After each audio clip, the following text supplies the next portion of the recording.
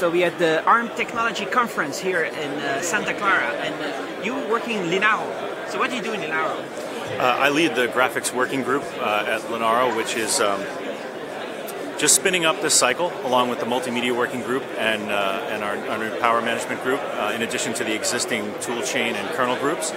And we're basically here to facilitate the upstreaming of graphic software on ARM, and that runs the gamut from drivers up through application toolkits and that kind of thing.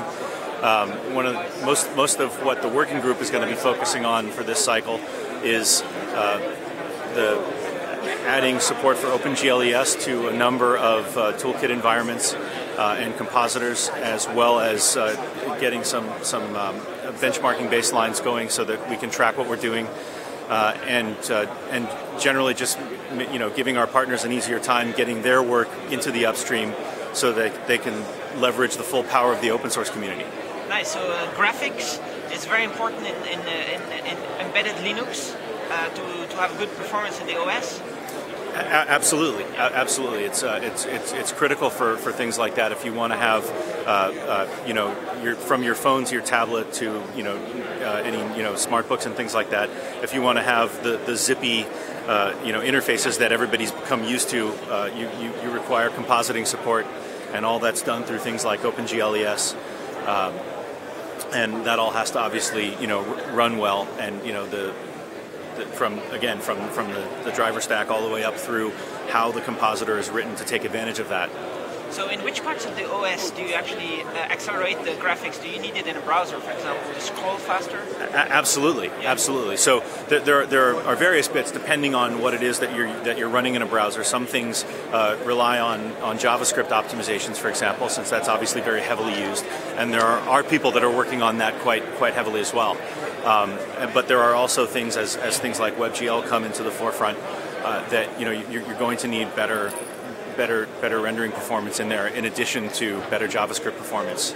So I think all of those will, everything will have to come together. It won't be, one area that makes that a better experience. I think that's going to be a pretty concerted effort.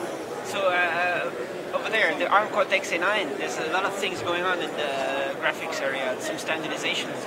It's going to be ready when the chips come out. That's certainly the goal. So we have landing teams for some of the various platforms that you see here that are also spinning up this release cycle, and those guys will make sure that all the basic board support is there. So Samsung, Texas Instruments, ST Ericsson, but the idea is that everybody in the ARM ecosystem gets access to all this for free. That's right. And anybody can. You can go out right now. Our latest toolchain release just came out as well as today. I think it's yesterday. Well, yes, today. Yes, right. And you can go and download that now. That's actually I did that earlier today myself. But yeah, so STE and TI and Samsung are all Linaro partners, as well as ARM and there some other folks. I'm sorry for who I'm forgetting, but but there's a number of partners, and they're all contributing resources so that there will be people for each of these landing teams that will be doing the board support stuff. And like I said, the graphics working group will be handling probably more the layers above that, more the upstream sort of side of things. So it's hardware acceleration for graphics, right? It's like a separate kind of area on the chip, kind of, no? And is that going to be interoperable if you have different kind of hardware acceleration, like if you have not only Mali but you have some other providers? Sure. So the goal there is to use standardized API frameworks like OpenGLES and in some cases X or X11 rather, to basically take better advantage of the fact that you have lots of different hardware underneath, but it means that the toolkits and the applications can all speak the same API and get the same benefits from the work that we've done in all those other layers. How important is we already talked about it. The graphics is very important for the ARM platform to be feel like it's full desktop experience. You need to have this feeling. Yes. It's like super important, right? Absolutely. You can't only do stuff on the ARM, right? You can, but in order for it to feel, in order for people to have sort of a good impression of things. The graphics becomes very important because at that point you're able to offload a lot of this work onto the GPU, for example, or maybe there's other specialized bits of hardware that also help to do things like transfer memory and things like that. When you engage all of that, you let the CPU do a lot more things that it's capable of, and you're distributing the work better. Would you say that, as far as your experience of seeing what you're working on, is it going to reach the point where consumers can say on a desktop with a big screen, everything is going to be smooth? I think so. I think over time.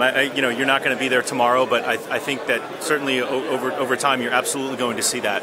The behavior that I'm getting off of some of my development boards is very reminiscent of workstations that I've had in recent years. So it's the gap between mobile and embedded and the traditional desktop is closing very quickly. All right, so it's succeeding. The project is. I think so, and I was going to try to rope in our new CEO, but he's apparently off to another meeting. Okay, thanks a lot.